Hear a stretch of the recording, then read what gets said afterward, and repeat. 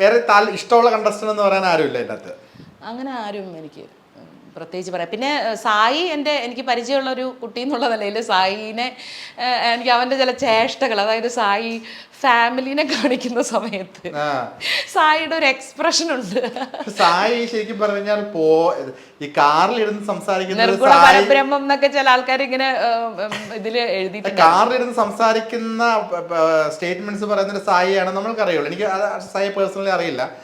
നമ്മളുടെ മുമ്പിലുള്ള ഒരു പേഴ്സണാലിറ്റി ഉണ്ട് അദ്ദേഹത്തിന്റെ. ആ പുള്ളി പോയപ്പോൾ നമ്മൾ ഓർത്തു എല്ലാ വിഷയത്തിനോടും ഭയങ്കര ലെവലിൽ പ്രതികരിക്കുന്ന ഒരാളാണ്. അവിടെ ചെന്നപ്പോൾ ഇപ്പം നമ്മൾ ആ ഒരു തോട്ട് പ്രോസസ്സിലാണ് സായിയുടെ എൻട്രിയെ കണ്ടത്.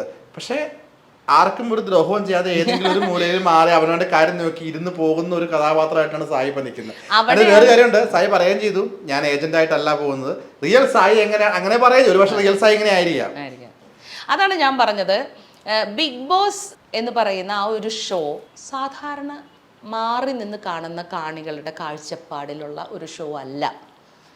അവിടെ ടോട്ടലി ഡിഫറെൻ്റ് ആണ്. ഞാനിതൊക്കെ പറയുമ്പോൾ നമ്മളിതൊക്കെ പറയുമ്പോൾ നീ അങ്ങ് വലിയ അങ്ങ് മറ്റേതാക്കി മറിച്ചതാക്കി എന്നാണ് ആൾക്കാർ പറയാറ്. ശരിക്കും ഞാൻ അന്ന് എൻ്റെ ഇൻ്റർവ്യൂകളിൽ ഞാൻ പറയാനുണ്ടായിരുന്നു ഈ കമൻറ്റ് പറയുന്ന ആൾക്കാരെ ഒരു ദിവസമെങ്കിലും അതിൻ്റെ ഉള്ളിൽ കൊണ്ടുവിടണമെന്ന്. അപ്പോഴേ മനസ്സിലാവുള്ളൂ. ഇപ്പോൾ സായി തന്നെ പറഞ്ഞല്ലോ എന്തോരം റിവ്യൂസ് ഇറക്കിയ ആളാണ്. മരവാഴകളിൽ നിന്ന് ഒരുപാട് തവണ ഞങ്ങളെ വിളിച്ച ആളാണ് സായി. അതിനേക്കാളും വലിയ മരവാഴയായിട്ടപ്പോ സായി അവിടെ ഇരിക്കുന്നത്. സായി ഇറങ്ങിയിട്ട് കാണുന്ന ഞാൻ ഇത് ഇത്ര ധൈര്യത്തോടു കൂടി ഞാൻ പറയാൻ കാരണം സായി ഇത് കേട്ടാലും സായി ആ ഒരു കറക്റ്റ് സെൻസോട് കൂടി എടുക്കത്തുള്ളൂ. വേറൊരു ആൾക്കാരെ എനിക്കത് പറയാൻ പറ്റത്തില്ല. കാരണം അങ്ങനെ ഒരു കുഴപ്പം ഇത്തവണത്തെ സീസണിലെ ആൾക്കാർക്കുണ്ട്. പറയുന്നതും കേൾക്കുന്നതും അത് കഴിഞ്ഞ് പ്രവർത്തിക്കുന്നതും ഒക്കെ ടോട്ടലി ഡിഫറെൻ്റ് ആണ്. അവർ കേൾക്കുന്നതേ അല്ല പ്രവർത്തിക്കുന്നത്, പറയുന്നതേ അല്ല കേൾക്കുന്നത്. ഇത്തവണ 6 വൈൽഡ് കാർഡ് എൻട്രി വരുന്നു. അതിനുശേഷം അതിൽ 2 പേര് പോകുന്നു. പിന്നീട് വീണ്ടും ഔട്ടായിപ്പോയ രതീഷിനെ വീണ്ടും തിരിച്ചു കൊണ്ടുവരുന്നു. അപ്പോൾ ഫസ്റ്റ് ആഴ്ച ഔട്ടായിപ്പോയ മത്സരാർത്ഥിയെ വീണ്ടും തിരിച്ചു കൊണ്ടുവരുന്നുണ്ടെങ്കിൽ ഇവിടെ നിൽക്കുന്ന ആൾക്കാർക്കൊന്നും കണ്ടന്റ് വരുന്നില്ല എന്ന് തന്നെയല്ലേ പ്രേക്ഷകർക്ക് വിശ്വസിക്കേണ്ടത്? ഉറപ്പായിട്ടും. പക്ഷേ മാനത്തോടു കൂടി പറഞ്ഞുകൊണ്ട് നടക്കുന്നത് എന്താണെന്ന് വെച്ചാൽ റേറ്റിംഗിൽ ഗംഭീര വിജയം എന്നാണ് പറയുന്നത്. അപ്പോൾ റേറ്റിംഗിൽ ഗംഭീര വിജയമാണെങ്കിൽ ജനങ്ങൾക്ക് ഇതാണ് വേണ്ടതെന്നാണല്ലോ അതിൻ്റെ അർത്ഥം. പിന്നെ ഇപ്പോൾ ആരാ കുറ്റം പറയണ്ടേ? ഞങ്ങളെ ഒന്ന് കൊല പിടിച്ച ആൾക്കാരാണ് ഈ ജനങ്ങൾ അല്ലേ? എന്ത് പുണ്ണാക്കുണ്ടാക്കാനാണ്? അടികൂടട, ഇടിക്കട, മറിക്കട എന്ന് പറഞ്ഞ ആൾക്കാർ ഇപ്പോൾ അടികൂടിയപ്പോൾ എവിടെ? ഇപ്പോൾ ആൾക്കാർക്ക് ഫുൾ നല്ല പുള്ളീനെ കിട്ടിയാൽ മതി. ജനങ്ങൾ ഇത്രയേ ഉള്ളൂ. ജനങ്ങൾ ഈ അക്കരപ്പച്ച അല്ലാതെ ഉള്ളതിനെ നിലനിർത്തി അല്ലെങ്കിൽ ഉള്ളതിൽ കൃത്യമായിട്ടുള്ള ഒരു അവലോകനം നടത്തി ഒരു നല്ല ആരോഗ്യപരമായിട്ടുള്ള ഒരു കമ്മ്യൂണിക്കേഷൻ ഒരിക്കലും സംഭവിക്കാറില്ല ഒരു കാര്യത്തിലും. നമ്മളൊരു നല്ല പാട്ട് പാടി ഇട്ടാൽ തന്നെ ആൾക്കാർ പറയും അവളുടെ പൊട്ട് കണ്ടില്ലേ, അവളുടെ മോന്ത അങ്ങനെ ഇരുന്നു. കുറ്റം കണ്ടുപിടിക്കാൻ മാത്രമേ ആൾക്കാർക്ക് ഇഷ്ടമുള്ളൂ. സത്യം പറഞ്ഞു കഴിഞ്ഞാൽ ഇപ്പുറത്ത് എൻ്റെ മോളും മോനും ചിലപ്പോൾ വല്ലവരുടെയും കൂടെ ആയിരിക്കും നടക്കുന്നുണ്ടാവുക. പക്ഷെ ഞാൻ എൻ്റെ നോട്ടം മുഴുവൻ അപ്പുറത്ത് അവരുടെ മക്കൾ അവൻ്റെ കൂടെ നടക്കണ്ടല്ലേ. ഇതാണ് ജനങ്ങൾ. അതുകൊണ്ട് സത്യം പറയാം, എനിക്ക് ജനങ്ങൾ എന്ന് പറയുന്ന ആ ഒരു വലിയൊരു വിശ്വാസത്തിൽ നിന്ന് കുറച്ച് കുറവ് എനിക്ക് സംഭവിച്ചിട്ടുണ്ട്. കാരണം ഒരു കലാകാരി എന്നുള്ള നിലയിലും ഒരു ഹ്യൂമൻ ബീയിങ് എന്നുള്ള നിലയിലും ഒരുപാട് മാനസികമായിട്ടുള്ള വിഷമങ്ങൾ പലരിൽ നിന്നും എനിക്കുണ്ടായിട്ടുണ്ട്. അത് നമ്മൾ അറിയുപോലെ. ഇപ്പോൾ ചെറിയൊരു എക്സാമ്പിൾ ഞാൻ പറയാം. ഞാൻ അവിടെ ബോധം കെട്ട് വീണായിരുന്നു ബിഗ് ബോസ് ഹൗസിൽ. ബിഗ് ബോസ് ഹൗസിൽ നിന്ന് പുറത്തിറങ്ങി ഞാൻ ആ എപ്പിസോഡിൽ വന്ന കമൻസ് വായിച്ചപ്പോൾ സത്യം പറഞ്ഞാൽ പെറ്റതള്ള സഹിക്കൂല. അവളുടെ അഭിനയം കണ്ടില്ലേ, അവൾ അങ്ങനെയല്ല ഇങ്ങനെയല്ലേ. എൻ്റെ മക്കൾ ഇതൊക്കെ വായിച്ചുകൊണ്ടിരിക്കുകയാണ്. അവർ ചെറുപ്രായത്തിൽ മുതൽ എൻ്റെ ഈ ഒരു ട്രോമ നേരിൽ കണ്ട് അനുഭവിച്ചുകൊണ്ടിരിക്കുന്ന കുട്ടികളാണ് അവർ. ഒന്ന് ആലോചിച്ച് നോക്കുക, എന്തോരം വിഷമം ഉണ്ടായിരിക്കും. ഹൈപ്പോ ടെൻഷൻ എന്ന് പറഞ്ഞിട്ടുള്ളൊരു പ്രോബ്ലം, ഒരു ആരോഗ്യ പ്രശ്നം എനിക്കുണ്ട്. എനിക്കിങ്ങനെ ഓവർ ടെൻഷൻ വന്നു കഴിഞ്ഞാൽ ഞാനിങ്ങനെ അൺകോൺഷ്യസ് ആയിട്ട് പോകും. അത് അധികം നേരമൊന്നും ഉണ്ടാവില്ല. ഒരു ട്രിപ്പ് കയറ്റുമ്പോഴോ അല്ലെങ്കിൽ കുറച്ച് നേരം കിടന്ന് കുറച്ച് മധുരമോ ഗ്ലൂക്കോസോ ഒക്കെ തരുമ്പോഴും മാറും.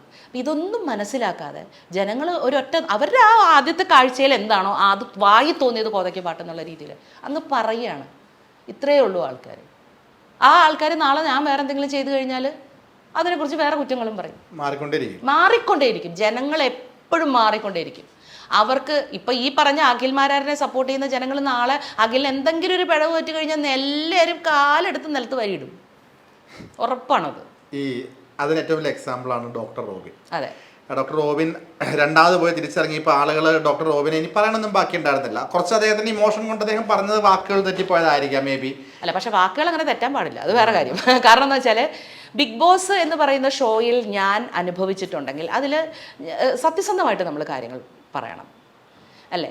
ഞാൻ ഒരിക്കലും ബിഗ് ബോസ് എന്ന് പറയാൻ എനിക്ക് കിട്ടിയ ഒരു വേദികളും ഞാൻ ബഹുമാനമില്ലാതെ റെസ്പെക്റ്റ് ഇല്ലാതെ ഞാൻ പറയില്ല. കാരണം എനിക്ക് അവിടുന്ന് കിട്ടിയിട്ടുള്ള എല്ലാ നന്മകളും എനിക്ക് പ്ലസ് തന്നെയാണ്. ഇപ്പോൾ ബിഗ് ബോസിൽ ഞാൻ പോകാനുള്ള കാരണം, ബിഗ് ബോസിൽ ജനിച്ച അല്ലെങ്കിൽ ബിഗ് ബോസിൽ നിന്ന് എസ്റ്റാബ്ലിഷ്ഡ് ആയിട്ടുള്ള ഒരാളല്ല ഞാൻ അതിന് മുന്നേ ഓൾറെഡി കോൺട്രിബ്യൂഷൻ നടത്തിയിട്ടുള്ള ഒരു ആർട്ടിസ്റ്റാണ് ഞാൻ 30-35 വർഷമായിട്ട്. അപ്പോൾ അതുകൊണ്ട് ബിഗ് ബോസിനും ഏഷ്യാനെറ്റിനോ ബിഗ് ബോസിലൂടെ വന്ന ഒരാൾ എന്ന് പറയാൻ പറ്റത്തില്ല, ജനങ്ങൾക്കും പറയാൻ പറ്റത്തില്ല. കാരണം ഞാൻ ഓൾറെഡി പ്രൂവ് ചെയ്തിട്ടുള്ള ഒരാളാണ്. പക്ഷേ മനീഷ എന്ന് പറഞ്ഞ ഒരു ആർട്ടിസ്റ്റ്, ഞാൻ ഗംഭീര ആർട്ടിസ്റ്റാന്ന് പറഞ്ഞ് വീട്ടിൽ കുത്തിയിരുന്നിട്ട് കാര്യമില്ലല്ലോ. 4 ആൾക്കാരിലേക്ക് നമ്മൾ എത്തണം എന്നുണ്ടെങ്കിൽ ബിഗ് ബോസ് പോലുള്ള ഒരു ഷോ വേണം. അപ്പോൾ എന്നെ എസ്റ്റാബ്ലിഷ് ചെയ്യാൻ വേണ്ടിയിട്ടാണ് ഞാൻ ബിഗ് ബോസിലേക്ക് പോയത്. അത് വളരെ കൃത്യമായിട്ട് എസ്റ്റാബ്ലിഷ്മെൻറ്റ് നടന്നിട്ടുണ്ട്. പക്ഷേ നാട്ടുകാർ വന്ന് കുറേ സെൽഫി എടുത്തു എന്ന് പറഞ്ഞുകൊണ്ട് എൻ്റെ ബാങ്കിലെ അക്കൗണ്ടിൽ പൈസ വരത്തില്ലല്ലോ. അതിലെനിക്ക് പ്രോഗ്രാംസ് കിട്ടണം, അവസരങ്ങൾ കിട്ടണം. ആ അവസരങ്ങൾ കിട്ടണം എന്നുണ്ടെങ്കിൽ ഈ പറഞ്ഞ ചാനൽ അടക്കമുള്ള ആൾക്കാർ നമ്മളെ സപ്പോർട്ട് ചെയ്യണം. അതെനിക്ക് കിട്ടിയിട്ടില്ല. ഈ ഞാനിപ്പോൾ നേരത്തെ പറഞ്ഞത് ഇതും കൂടെ കണക്ട് ചെയ്ത് നോക്കട്ടെ. ഇപ്പം ചേച്ചിക്ക് കൊടുത്തതിനേക്കാൾ കൂടുതൽ ഇരട്ടി റെമ്യൂണറേഷൻ ചേച്ചി ഇത്ര എക്സ്പീരിയൻസും ഇല്ലാത്ത താരതമ്യേന ജൂനിയറായ മറ്റൊരു ആൾക്ക് കൊടുത്തു എന്ന് പറഞ്ഞു. ആളെ നമ്മൾ പേര് പറയുന്നില്ല. ഇത് ആക്ച്വലി അവരോട് കമ്മ്യൂണിക്കേറ്റ് ചെയ്തിരുന്നു? എന്തായിരുന്നു അവരുടെ റിയാക്ഷൻ? ആരോട് കമ്മ്യൂണിക്കേറ്റ് ഇല്ല, ഞാൻ അങ്ങനെ കമ്പാരിസൺ ഞാൻ ചെയ്യേണ്ട ആവശ്യമില്ല. കാരണം ആ ആൾക്ക് ഇത്ര കൊടുത്തല്ലോ, അതുകൊണ്ട് എന്തുകൊണ്ട് എനിക്കത് ചോദിക്കേണ്ട ആവശ്യമില്ല. പക്ഷേ എനിക്കിത്ര വേണം എന്നുള്ളത് ഞാൻ അവരുടെ അടുത്ത് പറഞ്ഞിരുന്നു. അവർ പറഞ്ഞു, അയ്യോ അത്ര കിട്ടാൻ ഒരു സാധ്യതയില്ല, ഇത്രേ കിട്ടുള്ളൂ. ശരിയായിരിക്കാം ഇത്ര. അപ്പം ആ സമയത്ത് എനിക്ക് അറിഞ്ഞുകൂടാ ഇവർക്ക് ഇത്ര കിട്ടുന്നുണ്ട് എന്നുള്ളത്. പുറത്തിറങ്ങി കഴിഞ്ഞപ്പോഴാണ് അവർക്ക് ഇത്ര കൊടുത്തു എന്നിട്ട് പോലും എനിക്ക് അത്ര തന്നില്ല എന്ന് എനിക്ക് മനസ്സിലായി. അന്നേരം എനിക്ക് അറിഞ്ഞുകൂടായിരുന്നു. അല്ല, പുറത്തിറങ്ങിയതിനു ശേഷം ഈ പ്രോഗ്രാമിന്റെ പെൻഡമോൾ ഷൈൻ്റെയോ ചേച്ചി കോൺടാക്ട് ചെയ്ത ആൾക്കാരുടെ പെൻഡമോൾ ഷൈൻ ഇതുമായിട്ട് ഒരു ബന്ധമില്ല. അതും കൂടി ഞാൻ പറയാം. എൻ്റെ മോൾ ഷൈൻ റെമ്യൂണറേഷൻ്റെ കാര്യത്തിലോ അല്ലെങ്കിൽ സെലക്ട് ചെയ്യുന്നതിലോ ഒബ്വിയസ്ലി, കാരണം അവരാണ് അതിൻ്റെ പ്രൊഡ്യൂസേഴ്സ്, അത് അവർ നോക്കും. പക്ഷേ റെമ്യൂണറേഷൻ്റെ ഒക്കെ കാര്യം പക്ക ഏഷ്യാനെറ്റ് തന്നെയാണ് നോക്കുന്നത്.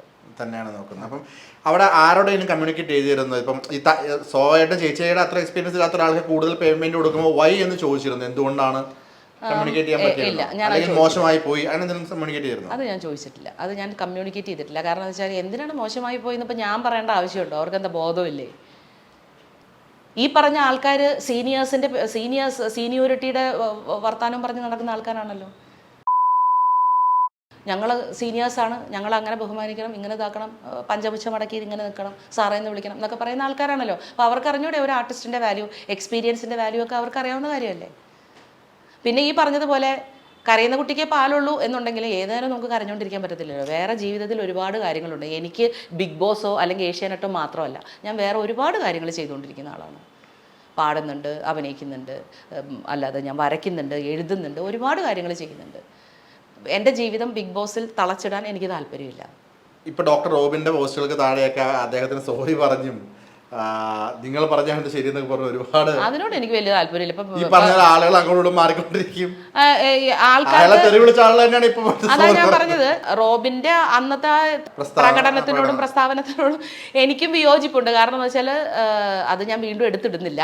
അദ്ദേഹം പറഞ്ഞത് ചിലപ്പോൾ ഒരു മിസ്റ്റേക്കിന്റെ ഭാഗമായിരിക്കാം. പക്ഷെ നമ്മൾ പറയുന്നത് എന്താണെന്ന് നമ്മൾ കൃത്യമായിട്ട് ഒരു ചിന്ത വേണം. എന്ത് പറയുമ്പോഴും ഞാൻ പറയുന്നത് എന്താണെന്നുള്ളൊരു ധാരണ നമുക്ക് വേണമല്ലോ. പിന്നെ റോബിനെയൊക്കെ സംബന്ധിച്ചെന്ന് പറഞ്ഞാൽ റോബിൻ ബിഗ് ബോസിലൂടെ വളർന്നു വന്ന ആളാണ്. അതാണ് ഞാൻ നേരത്തെ പറഞ്ഞത്. മനീഷ എന്ന് പറഞ്ഞ ആൾ ബിഗ് ബോസിലൂടെ വളർന്നു വന്ന ഒരാളല്ല.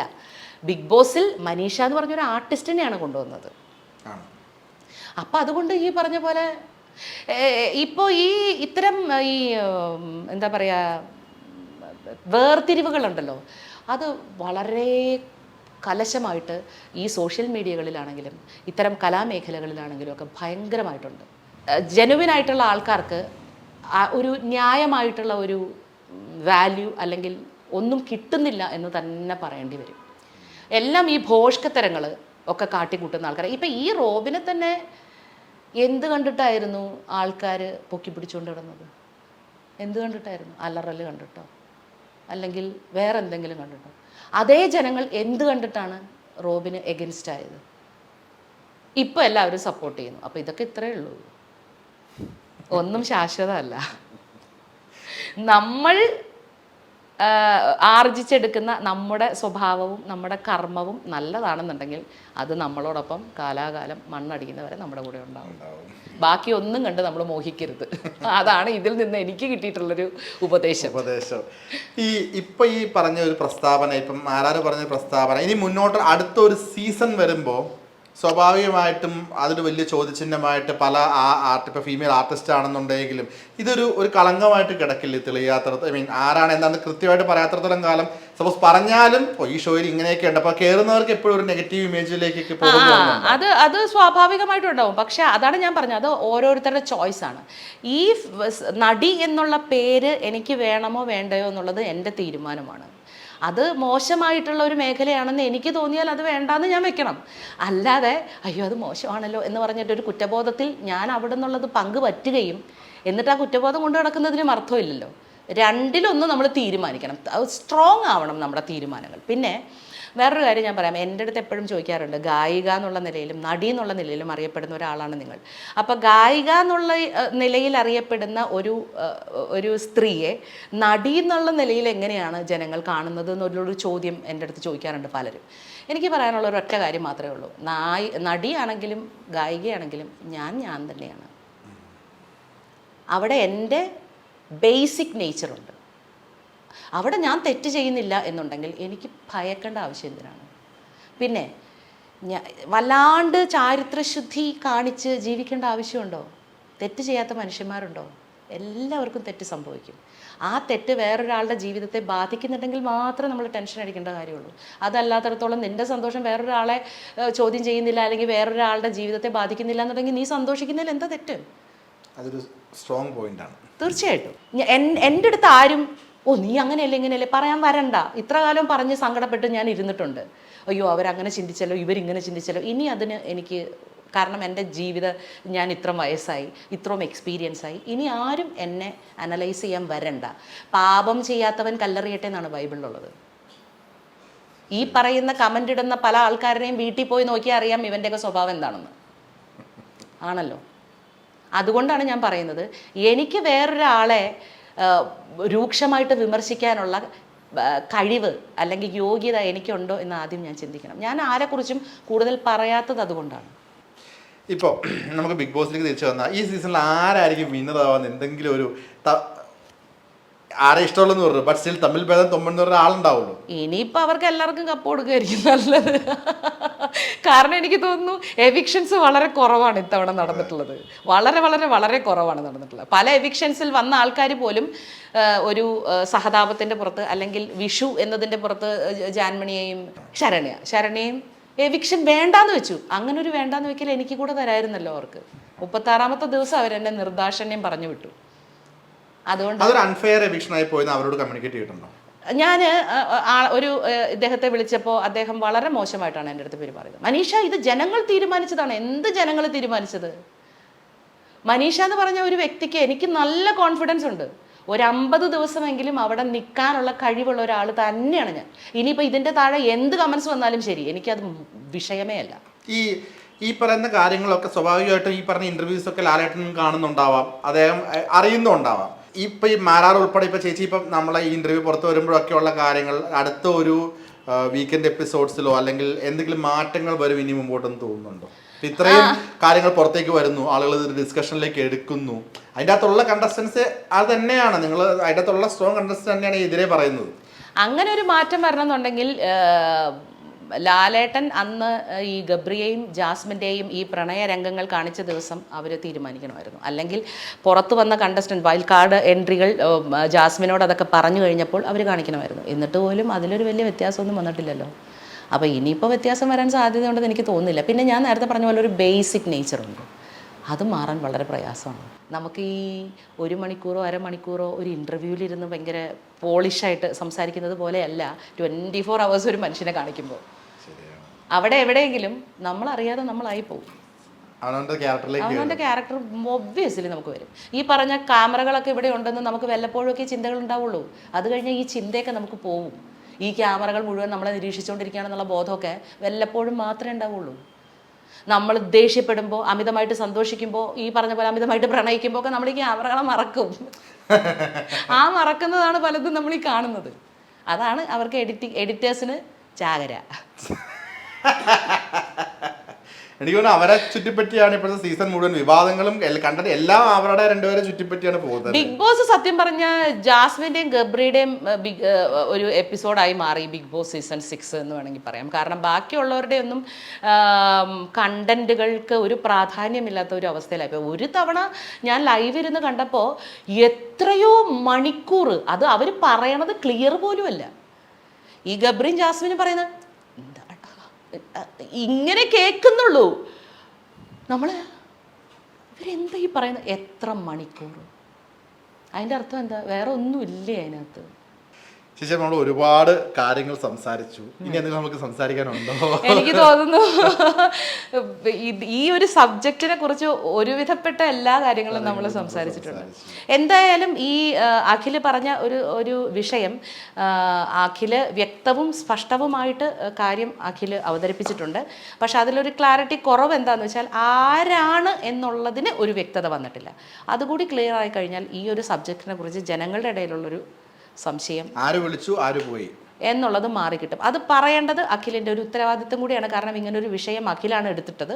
അപ്പോൾ തീർച്ചയായിട്ടും അഖിൽ തന്നെ അതിന് ഒരു ആൻസർ കണ്ടെത്തണം. ഇല്ലാന്നുണ്ടെങ്കിൽ ഞാനടക്കമുള്ള പല ആൾക്കാരും പലരുടെയും ചൂണ്ടുവിരലിന് മുന്നിലാണുള്ളത്. ഓക്കെ ചേച്ചി, താങ്ക് യു സോ മച്ച്. എന്തായാലും വളരെ സന്തോഷം.